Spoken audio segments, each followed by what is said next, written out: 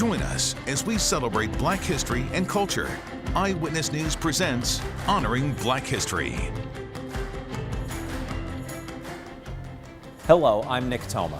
I'm Candace Kelly. Welcome to a special Eyewitness News presentation honoring Black History Month. A time set aside to mark the contributions, sacrifices, and the rich traditions of African Americans from the past, present, and future generations. Now, in the next hour, we will mark milestones and celebrate Black History Month.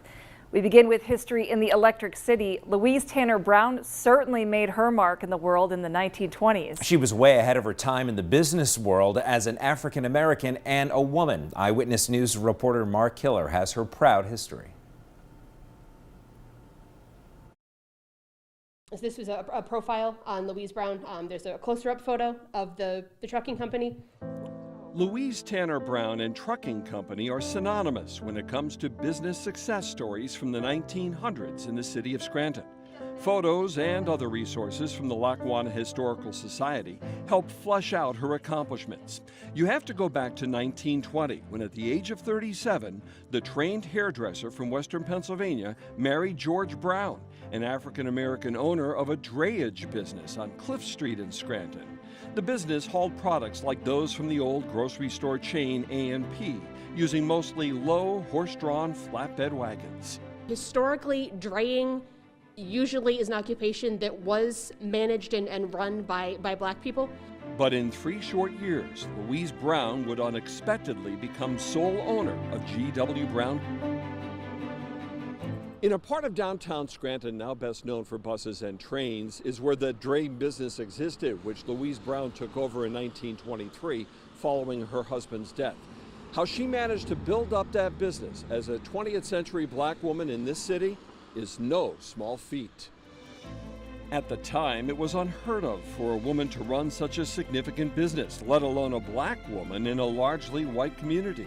With no prior personal experience of running the day-to-day business, she phased out the horse-drawn draying wagons in favor of trucks, which she financed, and oversaw a staff of both Black and white employees. In 1923, the business was operating at about $35,000 a year. By 1930, within 6 years, they had doubled their fleet of trucks, and they were up to, in this business, in the $70,000 range. Brown lived as a widow along Prescott Avenue in Scranton's Hill section at a home that no longer exists. Her reach extended beyond business in the Electric City, according to Black Scranton Project, a nonprofit dedicated to archiving and celebrating African American heritage and culture of the Scranton area. Black Scranton Project founder and CEO Glynis Johns profiled Brown at a 2020 exhibit. Johns' research revealed Brown was an active member at Bethel AME Church, a board member of the NAACP, and was chosen in 1940 as one of the 10 outstanding women of Scranton. Despite Brown's legacy, there is no lasting, tangible reminder of her life in Northeastern Pennsylvania. No historical marker, and no grave marker where she's buried in the Scranton area following her death in 1955. As we're moving through and we're starting to talk more and more about women and about untold stories in history, Louise Tanner Brown comes up an awful lot. She's one of our favorites. But we would like to have a bit more official recognition of what she accomplished and what her place in Scranton society was. In Scranton, Mark Hiller, Eyewitness News. The campus of Bucknell University, nestled in Lewisburg, Union County, prides itself on being a campus of diversity and inclusion. Edward McKnight Brawley, the first African-American student, graduated from Bucknell back in 1875. Eyewitness News reporter Sean Coffey tells us how his legacy lives on in 2021. Just 6 years after the end of the Civil War, a young man from South Carolina became the first African-American student to enter the halls of Bucknell University. But the legacy of Edward McKnight Brawley, according to Bucknell's Associate Provost for Equity and Inclusive Excellence, Nikki Young, extends beyond his role as a racial trailblazer. He represents for me, the simultaneity of being the first and only for a time, and what the only part means, what it means to be minoritized in a place where you're learning, where you're growing. Young says the burden of Brawley's experience as a pioneer on campus makes his accomplishments even more impressive and strikes a chord with Bucknell's students of color 150 years later. That might really resonate with some of our students now, right? What it means to narrate stories that are unfamiliar to people, racialize stories and histories that are unfamiliar. And the labor of doing that while you're trying to get your own education is significant. Fast forward to the 21st century, and Bucknell's Griot Institute encourages students to explore the intellectual currents and history of the Black experience. Simone Forche is the head of the institute and says the foundation laid by the first African-American students on campus can't be understated. They were the first, and they were such a small cohort, but they started to build a legacy for others to build upon in later decades and generations. Nor can Brawley's concerted effort to return to those communities of color and pay that legacy forward. He returned to those spaces in order to sort of keep the cycle of possibility open and to do those in really safe and community-based ways. It's a sacrifice cherished by the next generation of Bison students like Fatima Sow. It's nice to know that there are people that kind of paved the path for us and made sure that we were able to have access to a lot more things that they wouldn't. And a legacy that challenges students to live up to it and to never slow the fight for justice. We're still having the first Black ... for so many things nowadays is a little heartbreaking, but still inspiring at the same time, because that means that like our generation can influence that and make it even better. After graduation, Edward McKnight Brawley went on to establish churches throughout the South. He would become the president of Selma University and Moore College, which he also helped establish. Still ahead, making new history. Scranton and Schuylkill counties welcome new branches of the NAACP. How organizers hope to make an impact and their voices heard. I'm hoping that when they see me, they see change, but they see good change. And a changing of the guard for another local NAACP. We'll meet the energetic young leader next.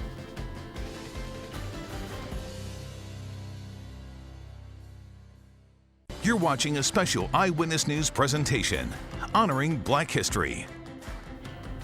Schuylkill County is looking to make history with the new branch of the NAACP. This idea took steam over the summer months, and now the group is awaiting official accreditation. Eyewitness News reporter Revathi Janaswamy spoke with the founding members of the group about their goals.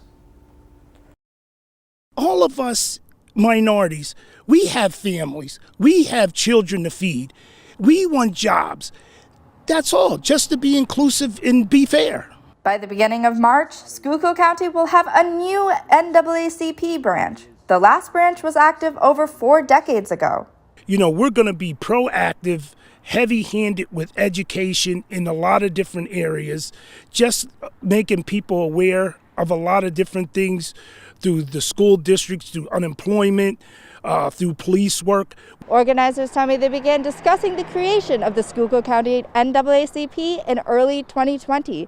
Now, almost a year later, that idea has come to life. I met with organizing committee members at the historic Bethel AME Church in Pottsville. The church, founded in 1842, is where Nicholas Biddle is buried. Biddle is an African American who is believed to be the first person to be wounded in the Civil War. Snowell has attended the church since his childhood. He says he moved away from the county to escape discrimination he faced while growing up. But now he's back with one goal: to create a healthy change in the community.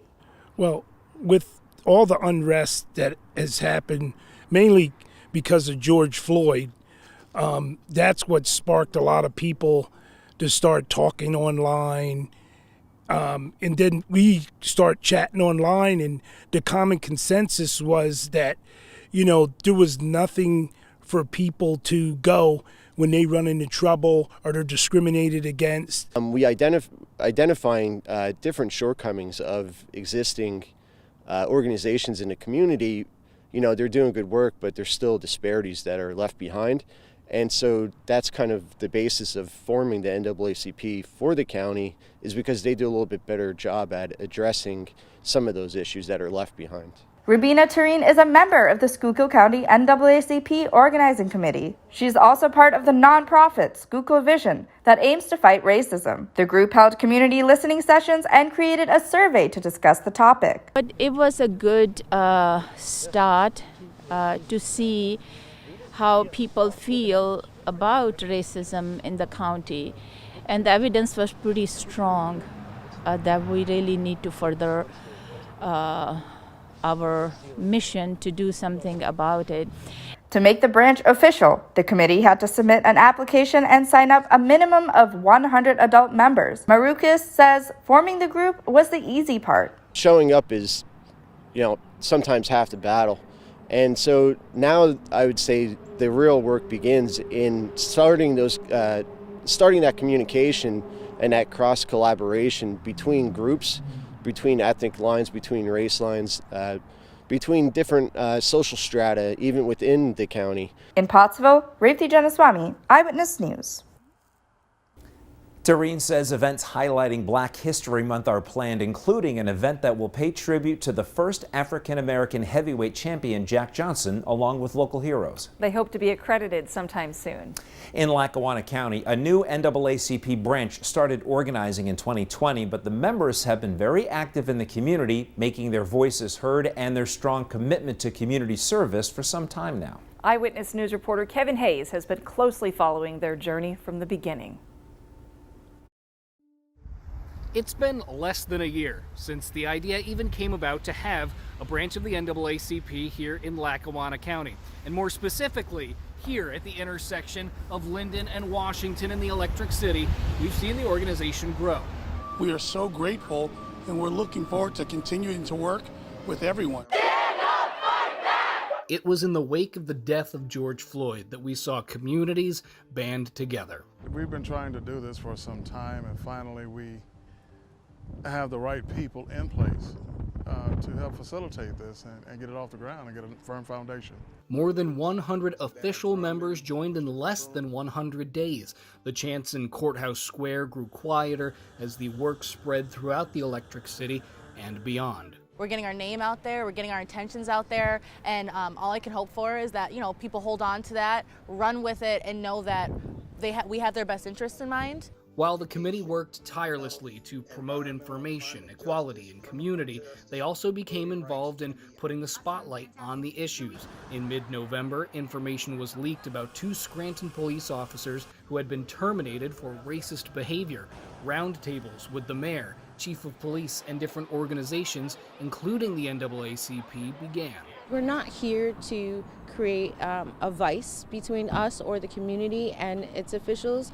We're here to make sure that the community is cohesive and we all coalesce together. We're definitely a part of the conversation, and we're definitely going to be a part of the solution. Talks have continued, and organizing committee chairman Tyrone Holmes tells us they believe it will not be a systemic issue moving forward. The chief of police has done his due diligence. He's continuing to do that. We don't want the entire department to be scarred because of the actions of 2 people. The committee has also helped feed those in need, strongly encouraged supporting local minority-owned business. Never tiring, there's even a 90-day action plan in place, including elections and the formation of committees. The focus moving forward is recruiting, networking, and the youth. We have to teach the younger generation. They're going to take our place. So you don't wait until they're 30 or 40 years old. You start talking to them now, nurturing them, bringing them along, and let them have a voice. Any day now, the national and state organizations for the NAACP will give Lackawanna County the green light. They'll join a network that's quickly growing from central Pennsylvania out to the Poconos and beyond in the fight for civil liberties. In Scranton, Kevin Hayes, Eyewitness News. Still to come, a double dose of inspiration. She bakes treats for all to enjoy, but her early life was anything but sweet. It's a story of hope and having a little faith. Just grab yourself by your bootstraps and be like, okay, I fell down. I'm not dead. Let me get up and keep it moving. And a Scranton man turned his life around from homeless to a businessman and is now a positive role model for youngsters.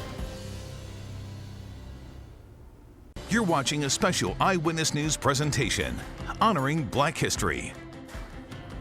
There's a changing of the guard for one local organization. Eyewitness News reporter Kevin Hayes has been talking with community leaders and has the details on the transition of new leadership for the Wilkes-Barre area NAACP.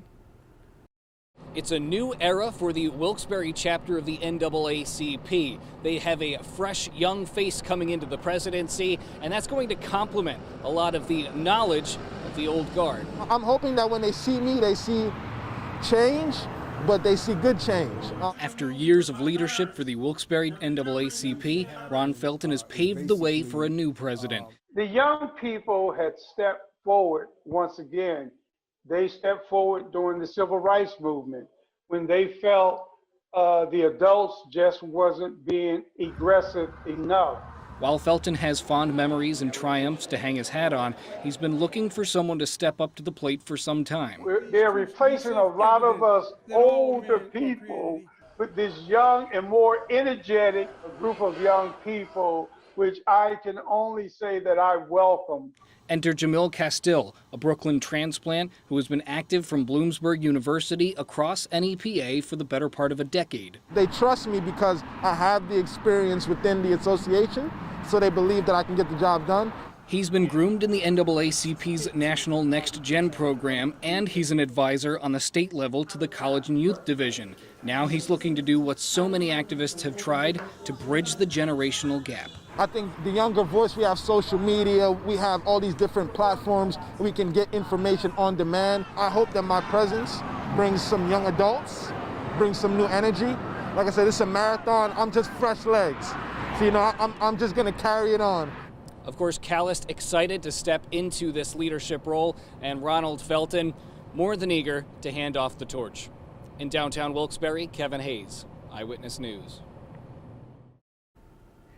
The new president says he's looking forward to continuing a lot of what the branch and Felton have been doing, and that includes being a role model for other newer branches coming to the area. A historic first in Pennsylvania politics, and her name is Joanna McClinton. She's breaking the glass ceiling in the Keystone State as the new Pennsylvania House Minority Leader. She is a fourth-term legislator representing the 191st District, including Southwest Philly, Cobbs Creek, and 2 boroughs in Delaware County. But it is the first time in the history of the Pennsylvania legislature that a black woman has been elected by her peers to be the floor leader in the House of Representatives. Her journey leading up to the state capitol would include waiting tables while in law school, becoming a public defender, and working for a local legislator as chief counsel. That was all done before running for public office herself, something she never imagined doing. So I'm excited to be the first woman, of course, the first African-American woman. And I am really thrilled because it shows me that women who are coming after me will have even more opportunities to go even higher and to be able to kick down all the ceilings until there aren't any more. Representative McClinton is also very involved in her church and is an ordained minister at her church in Philadelphia. When we come back, life has not always been so sweet as pie for Faith Lane, but she managed to stay strong and determined. Even though I had a really rough life, I've always had one best friend, and that's been God. It's a story filled with love, hope, and plenty of faith. You're watching a special Eyewitness News presentation honoring Black history. A local man is taking the difficult times he's endured throughout his life and turned them around to become a role model in Scranton. Eyewitness News reporter Kevin Hayes has our story. My mother gave it to me. It's been around for a long time.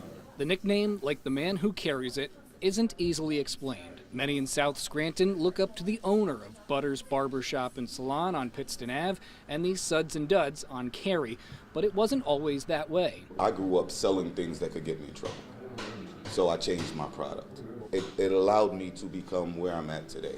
Butters, whose real name is Amar Bell, has an extensive rap sheet and just years ago went from incarcerated to watching his mother pass of cancer. From there, sleeping in the back of a barber shop he was cutting hair at, finally buying the entire building, and now being a prominent business owner. It's a series of life lessons he now passes on to clients and the community. Butter is a good man, and you'll learn some stuff from him. Teach the youth that if you put your mind to something, you could do anything you want and be what you want to be. Furthering change in the electric city, Butters has helped many others progress. I was looking for a job, looking for employment, and he had a spot, took the chance with me. And once those people get to know him, they see why others want to as well. He's a great role model, to be honest. Someone that, I think it's a life story. It's a life example. It's been more than 40 years of ups and a whole lot of downs for Amar Bell, who showed us the old rundown barber shop where he was living when he turned his life around. He says those are just the obstacles everyone can overcome, and he's more than willing to set the example. A lot of people who live my life are either in jail forever or dead. You have to just grab yourself by your bootstraps and be like, okay, I fell down. I'm not dead. Let me get up and keep it moving. In South Scranton, Kevin Hayes, Eyewitness News. Just days after Bell started his businesses, the barber shop was closed because of the pandemic. The good news is that both businesses are now up and running again. Coming up on Honoring Black History 2021, a local connection to baseball history. We'll meet Leon Day and show you why this Hall of Fame pitcher was the talk of the town in Scranton back in the early 1950s. And just a reminder that you can learn much more about Black History Month on PAHomepage.com. You're watching a special Eyewitness News presentation, Honoring Black History. Many of you are familiar with Faith Lane, who appears often in our PA Live kitchen. She's the owner of Faith Lane Pies and tempts us with some wonderful sweet treats. But Faith's story did not begin sweet. She encountered some rocky roads along the way, but her strong faith in God helped her. Eyewitness News reporter Chris Bohinski stopped by her kitchen and explains why we all should have a little faith.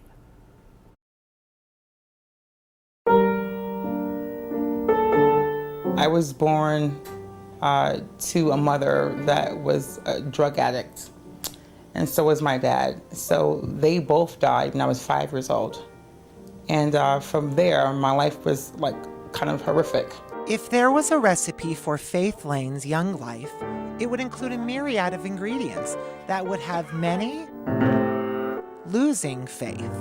From 6 to 12 years old, I was molested by my uncle. And that abuse changed Faith into someone she knew she wasn't. I was labeled a problem child because I would go to school and I would misbehave.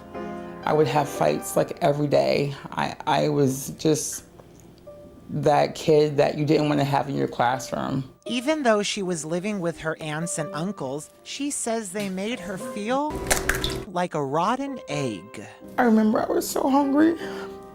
For 12-year-old Faith, that hunger and abuse reached a boiling point. She knew she needed to get out. So I just went out the door, and I just started running. The next 9 years of Faith's life included stays in more than 20 foster homes. But there was one constant in her life, her friend's mom, Miss Josephine Porter. I would go to her house all the time. She would cook really good meals. And she would love on me, and she'd treat me like I was her daughter. The texture is super important. Their friendship was the recipe Faith needed in her life. She just would teach me everything, like how to make cakes and pies and different foods. Miss Porter's famous dessert was sweet potato pie, a recipe she had passed on to Faith. You can let it cool, but it's easier to make it when it's hot because I put the butter in there. It all marinates and with the steam. It's easier to mix. It mixes really well when the potato is still hot. While sweet potato pie's history traces back to slavery, Faith says she is no longer a slave to her past. I don't measure because I already know what it looks like. And that's what it should look like. A little cinnamon, a little nutmeg, a tiny bit of nutmeg. And despite many tribulations in her life, Faith professes that her life is truly blessed. Even though I had a really rough life, I've always had one best friend, and that's been God. Faith's secret ingredient in life? And I always pray. So I pray for people that will be receiving my pie, as they are eating the pie, that God may intervene in their hearts and their minds. And I thank you, Jesus, for us being here to do this, God, for the opportunity that my mom has been given and the pies that she makes. Thank you, God, for her talent. You have to have the faith to believe in Him, to receive Him. And just like you, we have to have a little faith. Amen. Yes. In Wilkes-Barre, I'm Chris Bohinski, Eyewitness News. Faith is very active in her church community. And we have information on where you can order Faith's pies on pahomepage.com. Adding voices of diversity to local government, we will spend some time with Clark Summit Councilwoman Ronnie Lopez as she blazes a new trail in local politics. And we'll meet the baseball pitching legend who beat the great Satchel Paige not once but 3 times, Leon Day's connection to NEPA, and how the community embraced his talents.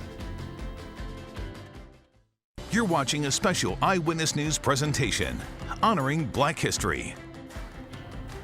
Of all the great baseball players who've played in the Scranton area, many experts would say the greatest of them all never played in the major leagues. His name is Leon Day, a devastating right-handed Hall of Fame pitcher whose story is as celebrated as it is sad. A monumental talent who never got to see the show because of the color of his skin.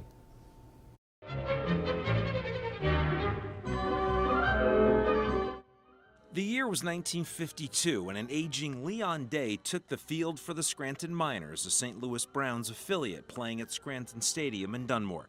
Day had already logged in 14 seasons, mainly with the Negro Leagues, and he was hoping for a crack at the show some 5 years after Jackie Robinson broke the color barrier, but it wasn't meant to be. For some, it just came too late. He lost 3 years serving his country in that regard, too. But I think if there was any opportunity for him to play, he was going to be there and to do so. And Day was ready and willing to play just about anywhere. Stints with the Baltimore Black Sox, Brooklyn Eagles, Newark Eagles, and winter ball in Puerto Rico led him to Northeastern Pennsylvania. And the stats don't lie.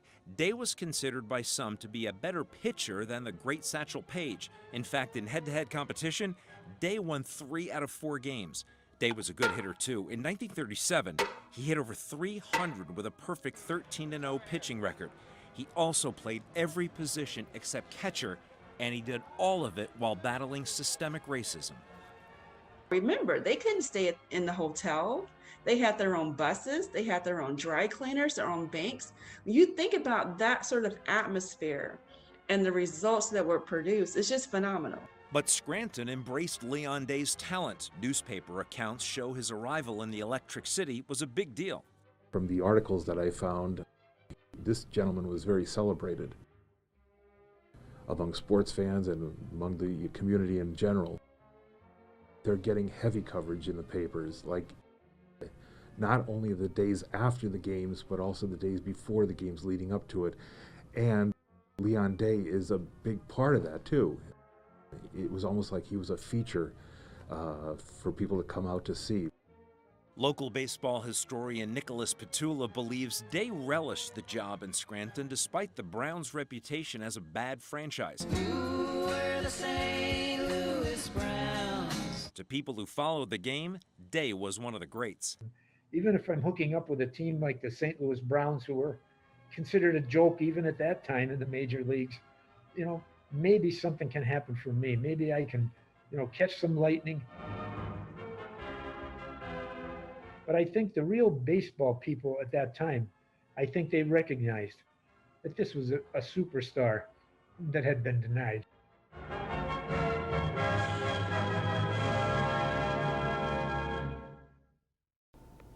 A ruling in December by Major League Baseball reclassifies Negro leagues to be considered the major leagues, meaning Day is now a major leaguer. MLB will now evaluate Negro league stats and determine which will be included in MLB's historical numbers. Day died in 1995, again just days after finding out he was elected to the Baseball Hall of Fame in Cooperstown, New York. If you want to find out more about Leon Day, go to pahomepage.com. There you will find a link to the Leon Day Foundation, which helps get inner city youth involved with baseball.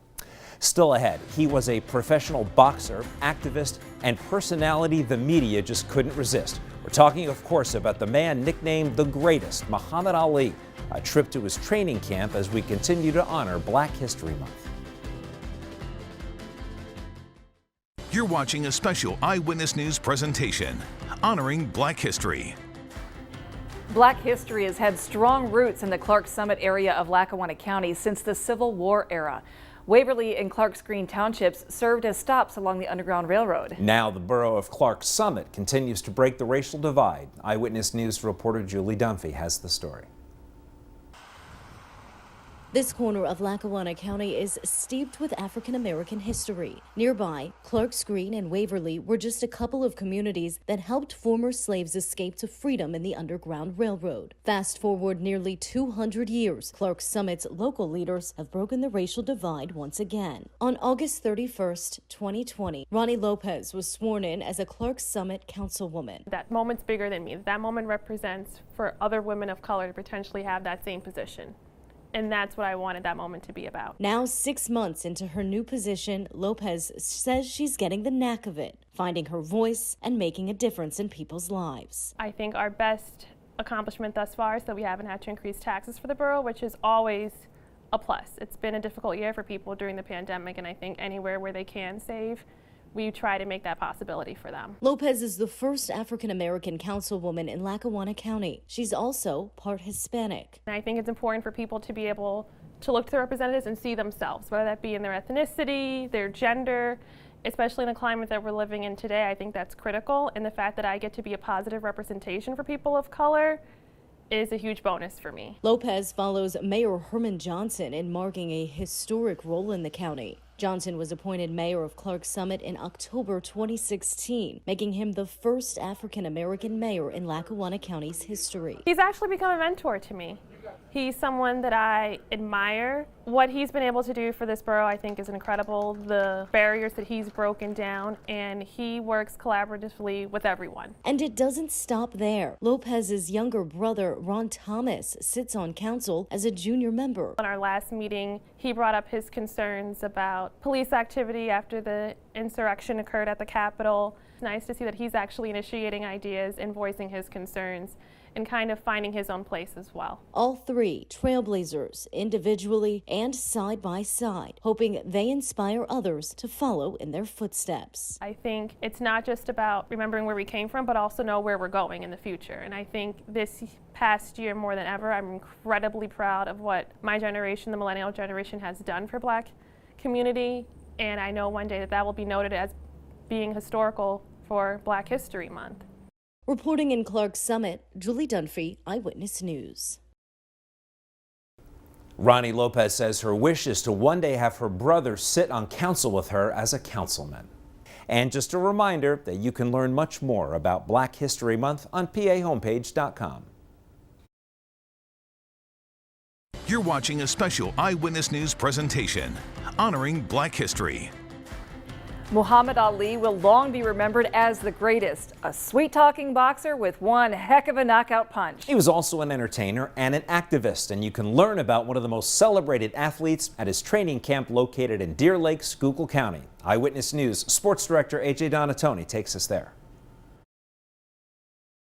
Only last week, I murdered a rock, injured a stone, hospitalized a brick. I'm so mean I make medicine sick. Muhammad Ali, born Cassius Clay, a global icon, not just for his success in the boxing ring, but for his lasting impact with regard to social justice. And his extraordinary life has roots right here in Schuylkill County. This was the hub. He trained here for George Foreman. He trained here for every big fight that he's ever had. Here in Deer Lake, a town of just a few hundred people, there's a narrow road that leads to this place, which was Ali's training center for the second half of his boxing career. So how did Ali come to call this secluded sanctuary his training home? It was thanks to one person from NEPA. Muhammad Ali's business manager was Gene Kilroy, a Mahanoy City native. It was Kilroy that convinced Ali to come here to Deer Lake to train. And there's an entire section of this gymnasium dedicated to him called Kilroy's Corner. It's expensive to do training away from the actual fields or the actual boxing rings. But Kilroy told Muhammad Ali, he said, I'm going to make a businessman out of you. And that's how he basically convinced him to come here. So starting in 1974 and up until his retirement, Ali would travel to Schuylkill County before his fights. There's the gymnasium, of course, but the complex included lodging on top of the hill, a kitchen, a basketball court, and a mosque where Ali would often pray. He ran here, he trained here, he did all of his road work here, but it was self-contained, so it is a little mini community unto itself.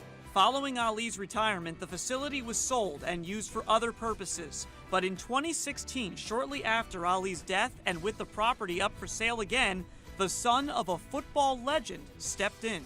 Mike Madden, son of the famous football coach / Monday night announcer John Madden, was such a big fan of Muhammad Ali. I called the number right then and there, having no idea what in the heck I was getting myself into. And about 6 weeks later, I owned it. Mike Madden made it his mission to restore the training camp to honor the great champion. Today, it exists as Fighter's Heaven. Let's create something, where kids can learn and future generations can learn and appreciate who he was, what he did while he was in Schuylkill County. But everybody that we bring kind of on campus, from kids to old people, the place does resonate, and there is a vibe there, and it's real and it's undeniable. It's undeniable that Ali and Fighter's Heaven will have an impact on generations for years to come. Probably the most recognizable man, that's walked the planet in my lifetime. He's still a viable, legitimate idol to kids today. You could feel his legacy when you're in here. He would tell someone, life is short. Make something of your life. And that's what we're going to try to transcend here to all the visitors. In Deer Lake, AJ Donatoni, Eyewitness News. Thank you for joining us for this special presentation honoring Black History Month. We certainly hope you enjoyed many stories of the achievements and accomplishments of those in the Black community in Northeastern and Central Pennsylvania. And we have more stories to inspire you on PAHomepage.com. For everyone here at Eyewitness News, I'm Candace Kelly. And I'm Nick Toma. Thank you for watching.